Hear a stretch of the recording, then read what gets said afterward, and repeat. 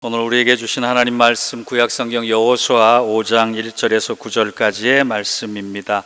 제가 한 절 읽고 여러분 한 절 받들어서 교독합니다.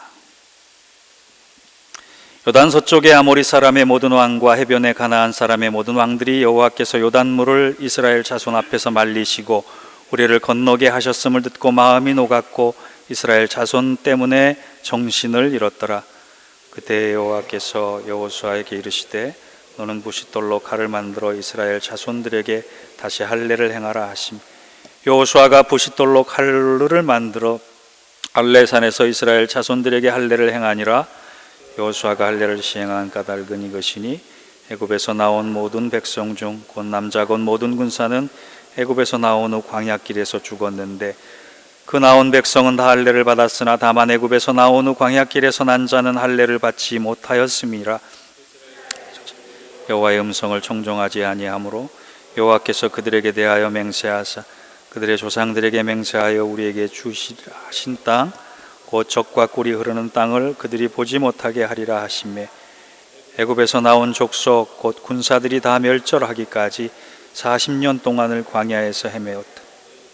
그들의 대를 잇게 하신 이 자손에게 여호수아가 할례를 행하였으니 그 길에는 그들에게 할례를 행하지 못하였으므로 할례 없는 자가 되었음이었더라. 또 모든 백성에게 할례 행하기를 마침에 백성이 진중 각 처소에 머물며 낫기를 기다릴 때 함께 읽겠습니다. 여호와께서 여호수아에게 이르시되 내가 오늘 애굽의 수치를 너희에게서 떠나게 하였도다 하셨으므로 그곳 이름을 오늘까지 길갈이라 하느니라. 아멘. 이는 하나님의 말씀입니다. 할렐루야. 우리 성가대원들이 일주일 동안 기도 많이 하신 모양이에요. 마음에 많은 감동이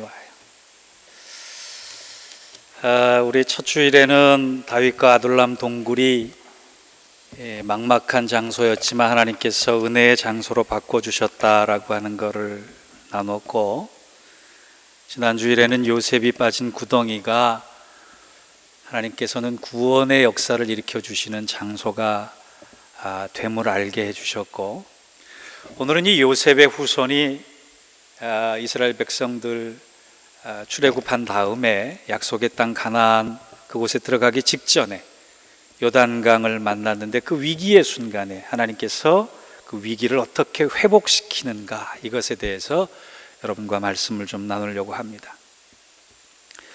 오늘 6절에 보니까 이스라엘 백성들이 시련과 연단의 시간을 지났는데 그 기간을 몇 년이라 했느냐? 40년이라 했어요.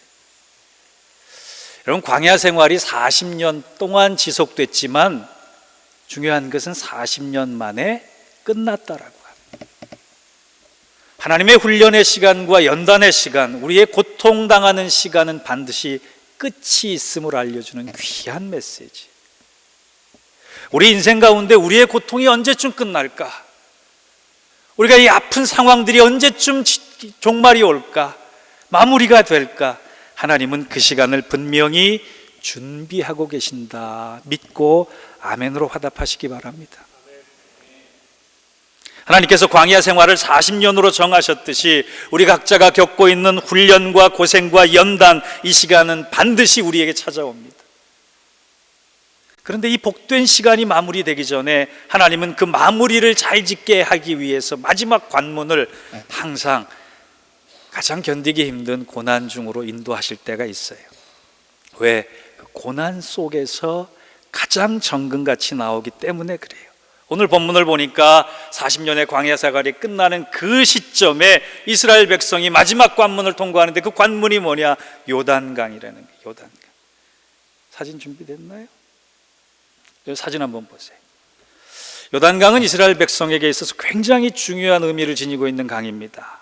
저 북쪽 헬몬산으로부터 시작된 요단강이 바로 흘러서 남쪽의 사해 끝까지 이스라엘 백성 전체에게 생명수를 공급해주는 젖줄기예요. 또 하나, 이 요단강은 하나님을 만나는 회복의 장소였습니다. 이스라엘 백성들이 하나님을 떠나서 죄를 지을 때마다 하나님은 선지자들을 보내셨고, 그 선지자들이 이스라엘 백성에게 하나님의 말씀을 촉구했을 때 그들이 다시 요단강으로 나와서 세례요한 같은 선지자를 통해 우리가 알 수 있듯이 죄사함의 세례를 받고 하나님 앞에서 새롭게 되는 영적인 회복의 장소, 돌이킴의 장소가 저 요단강이다. 보통 이 두 가지의 요단강의 의미가 있는데, 오늘 이스라엘 백성들이 만난 요단강은 좀 색다른 의미예요. 건널 수 없을 것 같은 장애, 고비, 난관의 의미로 요단강이 오늘 본문에는 기록되어 있습니다. 제가 이스라엘 가봤더니요, 처음에는 요단강이라고 하는 곳을 볼 때 굉장히 실망했어요. 사다리 하나만 놓으면 건널 수 있을 것만큼 폭이 작더라고요. 지금은 많이 요단강 줄기가 약해졌다고 그랬는데, 옛날 600년 전만 해도 우기 시대에는 나루터가 60개 가까이 한꺼번에 몰려 있을 정도로 큰 물줄기가 형성이 되는 아주 큰 강이었습니다.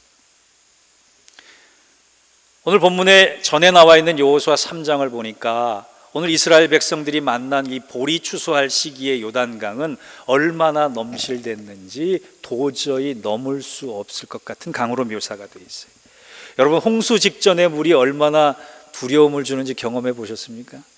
요즘 텔레비에서 응답하라 1988 그런 드라마가 유행을 한다고 그래요. 제가 제 기억으로 1990년 저희 아내를 만나기 6개월 전쯤에 서울 시민들이 한여름밤에 난리가 난 적이 있었습니다.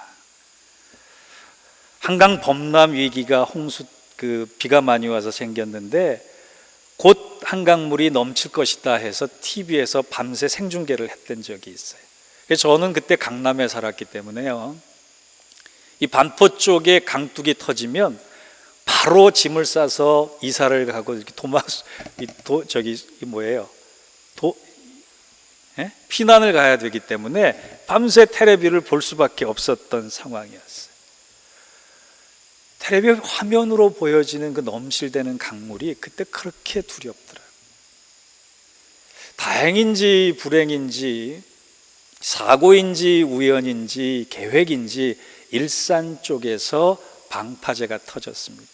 경기도 일대에 큰 물난리가 났고 한강에 사는 사람들은 살아났던 기억이 있어요. 그래서 강남의 압구정동쯤에 권력가들이 많이 살아서 일산을 억지로 터뜨렸다, 그런 얘기가 한동안 나돌았던 적이 있는데, 중요한 것은 그때 그 밤새 넘실댔던 강물의 모습이 지금도 안 잊혀진다는 거예요. 여러분, 우리가 이렇게 낭만적으로 보는 허드슨강이 차고 넘쳐서 뉴저지 쪽으로 넘어올 것 같다라고 하는 그 장면을 보면 우리가 얼마나 두렵겠어요. 그런데 우린 매일 보는 강물이 그 정도로 넘실대는 것도 두려운데, 지금 이스라엘 백성들이 경험하고 있는 요단강은 우리가 생각하기에 상상 이상의 두려움을 갖는 거예요.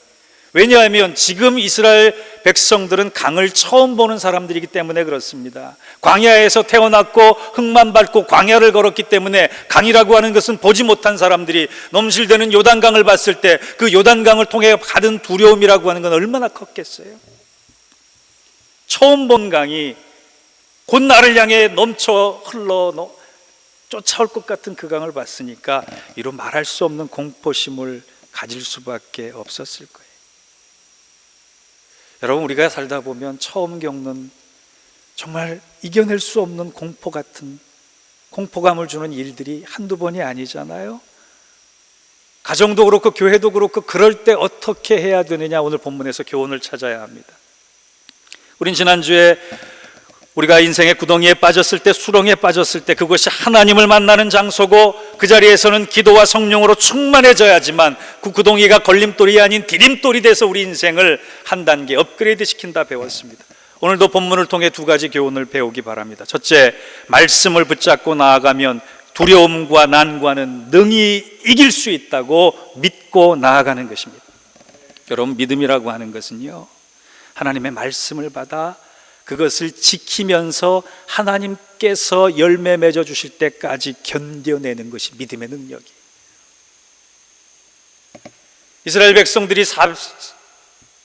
40년 전에, 지금 요단강 앞에 선 이스라엘 백성 전에 출애굽을 했을 당시에 처음 기다린 난관도 물이었어요. 그 물의 이름은 홍해였습니다. 그 홍해 앞에 선 이스라엘 백성들을 향해서 하나님은 모세를 향하여 이렇게 명령하셨습니다. 기도하라, 금식하라 하지 않으시고 그 자리에서 손을 위로 내밀어 말씀에 의지해서 강을 가를 수 있는 능력을 행하라 말씀하셨어요. 여러분, 하나님께서 원하셨던 건 하나님의 말씀의 능력에 의지해서 행할 수 있는 기적을 너희가 순종하느냐 안 하느냐를 보신다. 지금 40년이 지난 다음에 이스라엘 백성들이 똑같은 상황 앞에 머물렀습니다. 모세가 여호수아로 바뀐 것, 눈앞의 강이 홍해에서 요단강으로 바뀐 것 외에는 그 상황이 똑같단 말이에요. 그런데 하나님께서 40년 전과 동일하게 말씀하세요. 이번에는 손을 올리라 말씀하지 않으시고 제사장에게 언약궤를 메고 그 강물을 밟아 디디라 그러셨어요. 언약궤라고 하는 것은 하나님의 말씀이 들어가 있는 법궤라고 하기도 하고 증거궤라기도 하고, 하나님의 언약, 하나님의 말씀이 들어있는 것이에요. 왜 그러셨을까요? 그 말씀 자체가 하나님의 언약이 들어있고 하나님의 약속이 들어있기 때문에 그래요. 제가 지난주에 분명히 가르쳐 드렸죠. 약속이란 묶을 약, 묶을 속이다. 하나님이 우리를 하나님의 자녀로 묶고 계시는 증거가 이 하나님의 말씀이다라고. 신약 성경에는 1104번의 약속이 기록되어 있습니다. 구약 성경에는 7706번의 약속이 기록되어 있어요. 그 신구약 성경에는 8810번의 하나님의 약속이 분명하게 우리를 묶고 있다라고. 우리가 아무리 도망치려고 해도, 우리가 아무리 벗어나려고 해도 하나님께서 나를 놓지 않으시고 그 약속의 범위 가운데, 약속의 범주 가운데 나를 지금도 붙잡고 계신다. 성령은 그 약속을 붙들고 있는 우리를 하나님의 시간까지 견디게 해주시는 하나님의 약속이자 증거라 했어요. 여러분, 감람산과 마가의 다락방의 차이가 뭔지 아세요? 감람산에서는 제자들이 예수님 따라갔지만 기도하지 않았습니다. 그러나 예수님께서 부활 승천하시고 성령을 너희에게 주겠다 약속하셨을 때 120명의 문도들이 마가의 다락방에서 성령이 언제 오실지 모르지만 주님의 약속이었기 때문에 그 약속을 붙잡고 우리가 성령 받기를 원합니다, 성령 충만하기를 원합니다 라고 그 약속 붙잡고 기도했을 때 마가의 다락방에서 세상을 뒤엎을 수 있을 만한 기적의 시작, 성령의 능력의 시작, 세상의 변혁의 시작이 이루어졌다라고 하는 거예요. 여러분, 왜 걱정 붙잡고 기도합니까? 염려 붙잡고 기도합니까? 눈에 보이는 현실을 붙잡고 기도합니까? 하나님의 약속을 붙들고 기도하는 우리가 되기를 원합니다. 이미 그 약속 가운데 우리는 하나님의 자녀가 되는 권세를 허락받았고, 환난 날에 부르짖으면 크고 비밀한 일을 너희에게 보이시겠다 약속하셨고, 우리 인생의 목자 되신 하나님께서 결국 나보다 나를 더 사랑하시기 때문에 내가 원하는 것보다 훨씬 더 크고 놀라운 일로 기이하고 좋은 것으로 인도하시겠다 약속해 주셨어요. 그리고 그 길을 걸어가는 동안에 지치고 상하고 외롭고 힘들어도 내가 너희를 결코 버리지 않겠다, 너희는 나의 손을 놓을지라도 나는 너희의 발을 붙잡고 있겠다, 너희는 나를 도망갈지라도 내가 너희의 몸을 붙잡고 있겠다 말씀하신 그 약속이 있으니 우리가 왜 두려움을 못 이겨나가겠습니까? 여러분, 삶을 살아가는 원리는 두 가지예요. 하나는 눈에 보이는 대로, 내가 느끼는 대로 그것을 붙잡고 사는 거예요. 저도요, 눈에 보이는 것만 보면 뒤돌아서서, 지금 말씀이 이렇게 증거하지만 뒤돌아서서 주야 죽고 싶습니다 그런 얘기가 나오는 연약한 사람이에요. 눈에 보이는 대로, 몸으로 느껴지는 대로 살기 때문에 우리는 우울해질 수밖에 없고 낙심할 수밖에 없고 절망할 수밖에 없어요.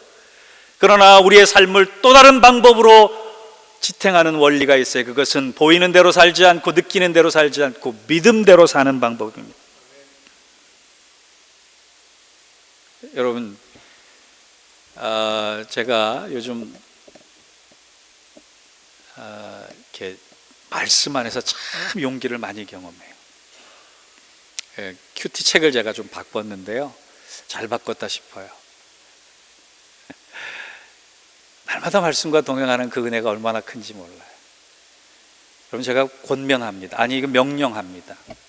제발 부탁이에요. 성경 좀 읽으세요. 하루에 한 장이나 두 장이나 서장 꼭 좀 읽으세요. 성경을 읽지 않고, 인쇄된 그리스도라고 명령된 이 성경을 읽지 않고 어떻게 하나님이 하신 일, 하고 계신 일, 하시고 싶은 일을 우리가 알 수 있냔 말이에요. 주일날 이 30분 설교 듣고 하나님을 어떻게 다 알겠어요? 하나님의 계획을 어떻게 다 알겠어요? 하나님의 섭리를 어떻게 다 파악하겠어요? 그날 약속 가운데, 언약 가운데 나를 붙들고 계시는 그 하나님의 말씀을 듣고 내가 요단강처럼 나에게 넘실대게 다가오는 그 현실을 능히 이겨낼 수 있는 그 일을 경험하시는 여러분들 되시기 바랍니다. 5장 1절에 뭐라고 나와 있어요? 이 이스라엘 백성들을 보고 아모리 사람들의 애간장이 녹아 간담이 서늘하게 됐다라고 했어요. 이스라엘 자손들 때문에 그 가나안 땅의 왕들이 정신을 잃어버렸다 그랬어요. 왜? 하나님이 언약 가운데 그들을 붙들고 계심을 이미 그들이 알았기 때문에. 사랑하는 성도 여러분, 저는 여러분들이 지금 어떤 상황에 어떤 고민과 아픔들을 다 알지는 못합니다. 그러나 분명한 것은 속수무책일 것 같은 인생의 장애물 앞에, 가정의 어려움 앞에, 교회의 위기 앞에 우리가 말씀 붙잡고 언약 붙잡고 나아간다면 우리는 분명히 하나님의 뜻대로 승리할 것입니다. 그것이 저와 여러분에게 주어지는 은혜가 되기를 축원합니다. 두 번째, 오늘 본문에서 얻을 교훈은 믿음이란 하나님이 하신 일과 하실 일을 기대하며 담대해지는 거예요. 오늘 2절부터 읽어내려가다 보니까요, 고난은 둘째치고 이해할 수 없는 일이 좀 벌어져요. 우리 신앙생활 하다가 참 이해할 수 없는 일들을 만나면 난감해요. 상황에 맞지 않게, 이치에 맞지 않게 하나님이 인도하시는 것 같고 명령하시는 것 같으면 이거를 어떻게 순종해야 되나 고민에 빠질 때가 있어요. 지금 이스라엘 백성들이 요단강 앞에 섰는데 하나님께서 뭐라고 말씀하시느냐? 너희는 전열을 정비해서 가나안 땅의 왕족들과 군사들과 싸울 준비해라 그러지 않으셨어요.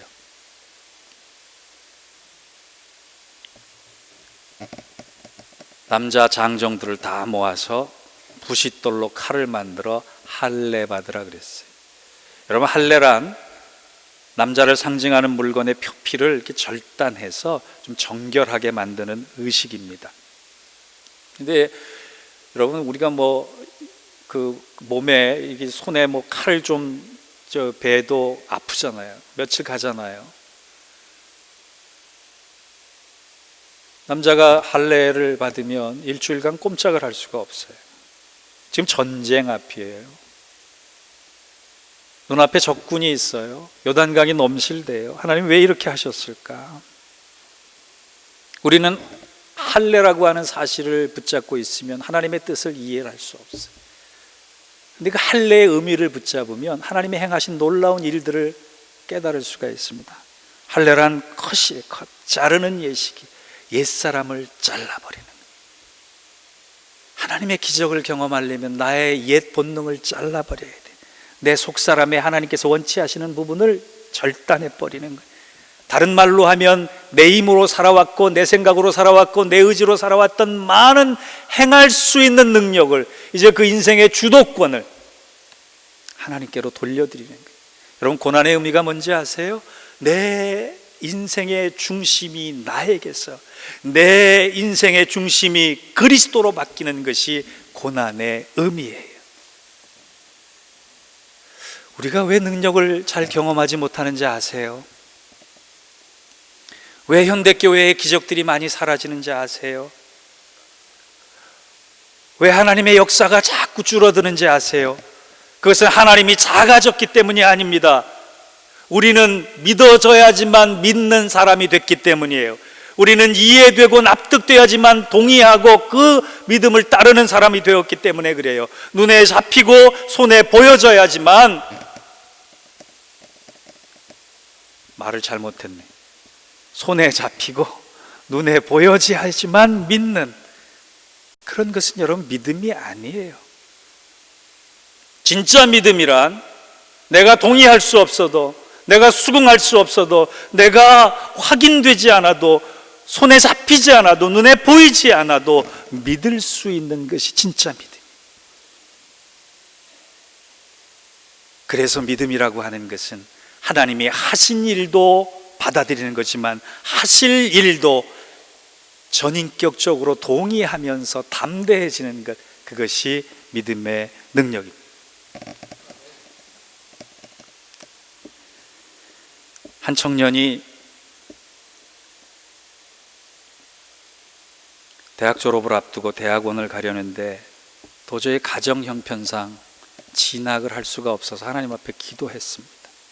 하나님, 저는 이 형편에 대학원 가는 것이 사치스러운 일이니까 저는 제 꿈 많은 교수의 길을 포기하고 직장을 얻어서 무슨 일이든지 하도록 하겠습니다. 얼마나 어깨가 처지겠어요? 어깨가 축 처져서 걸어가는 그 학생을 교수님이 발견하고, 학생 왜 이렇게 평소와는 달리 어깨가 처져 있나? 학생이 대답했습니다. 저는 대학원을 가고 싶은데 전액 장학금을 받지 못하면 공부를 할 수 없기 때문에 학업을 포기하고 직업 전선에 나가려고 합니다. 교수님이 그렇게 대답하더라는 거예요. 전액 장학금을 받을지 못 받을지는 아직 결정되지 않았다. 도전해봐라. 이 교수님의 얘기를 듣고 이 학생이 시험을 쳤는데 합격은 했는데 전액 장학금은 못 받고 절반의 장학금을 받았다 그래요. 낙심했습니다. 하나님, 내가 이제 어떻게 공부하지요? 나는 이 상황에서 도저히 이 상황을 헤쳐갈 수 없습니다라고 얘기했을 때 하나님께서는 그 학생에게 절반의 장학금을 주신과 동시에 조교의 자리까지 만들어 주셨어요. 이 학생이 나중에 뭐라고 고백하느냐? 내가 공부만 할 것이 아니라 티칭을 하는 데 있어서 가장 좋은 방법을 하나님은 이미 예비해 놓고 계셨다. 사랑하는 성도 여러분, 우리가 기도할 때요, 믿음으로 반응하면 내가 가장 좋아하는 것보다 나에게 가장 좋은 것을 주시는 하나님을 경험하게 됩니다. 그렇기 때문에 우리는 담대해질 수 있는 거예요.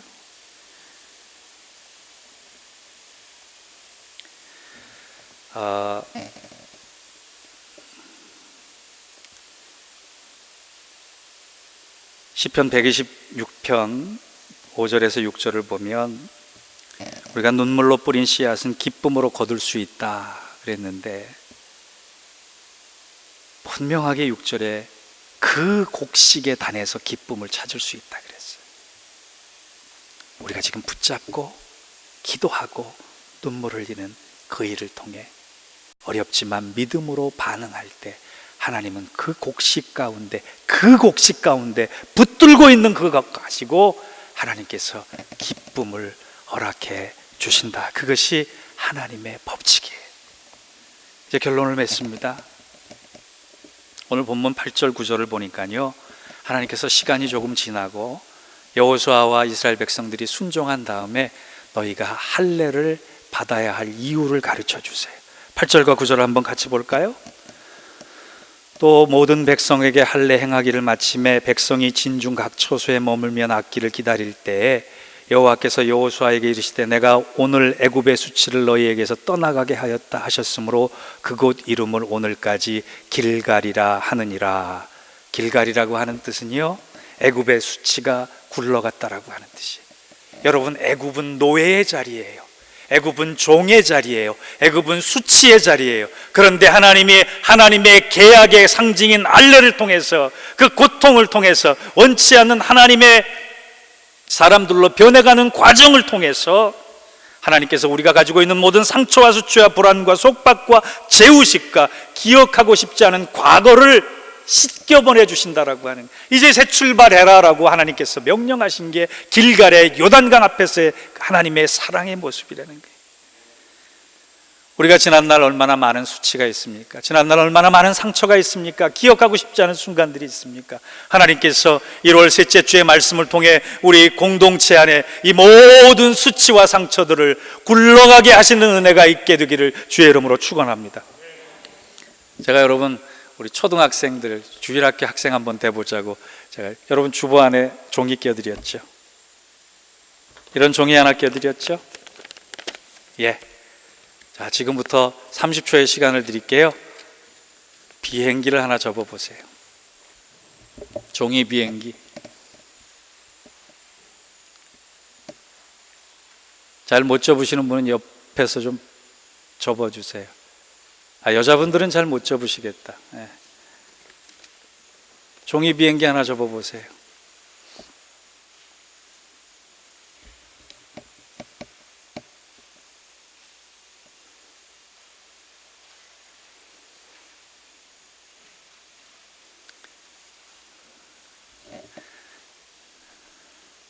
저처럼 허접하게 접는 분도 계시고 멋지게 만드시는 분도 계시네요. 종이 접시.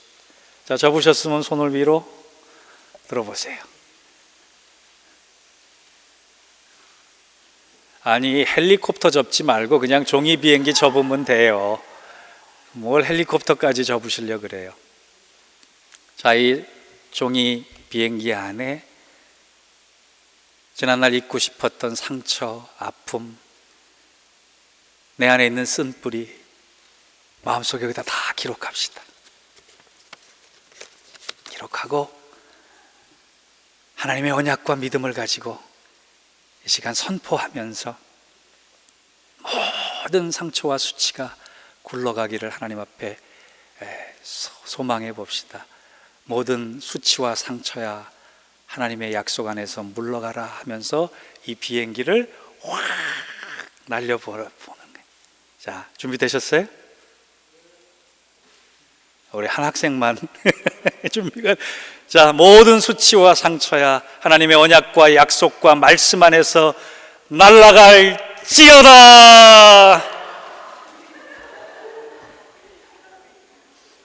세상이 우리를 뭐라고 불러도 상관없습니다. 하나님이 이 시간 우리를 하나님의 자녀로 부르셨고 붙들고 계시고 그 하나님의 자녀됨의 권세를 우리에게 주셨어요. 요한복음 1장 12절 영접하는 자 곧 그 이름을 믿는 자에게는 하나님의 자녀가 되는 권세를 주셨으니, 우리 안에 있는 상처와 수치보다 하나님의 자녀가 지닌 권세가 더 큼을 믿으시기 바랍니다. 요단강 앞에 우리가 서 있을지라도 하나님께서 우리를 정결케 하시고 새롭게 하시고 하나님의 자녀된 언약의 땅으로 인도해 주실 것입니다. 이 은혜와 축복이 우리 온 무리와 성도들의 가정과 삶 속에 충만히 풍성히 임하시기를 주의 이름으로 축원합니다. 기도하겠습니다. 하나님 감사합니다. 요단강 앞에 넘실대는 물결, 두려움과 공포 속에 있는 자리를 회복의 자리로 만들어 주시고 상처와 아픔과 수치를 날려보내 주시며 하나님의 언약의 백성 자녀들로 새롭게 세워주셔서 감사합니다. 그 은혜와 축복이 우리의 삶 속에 늘 동일하게 역사하는 큰 은혜 가지고 살아가는 저희들 되게 하여 주옵소서. 예수님의 이름으로 기도하옵나이다. 아멘.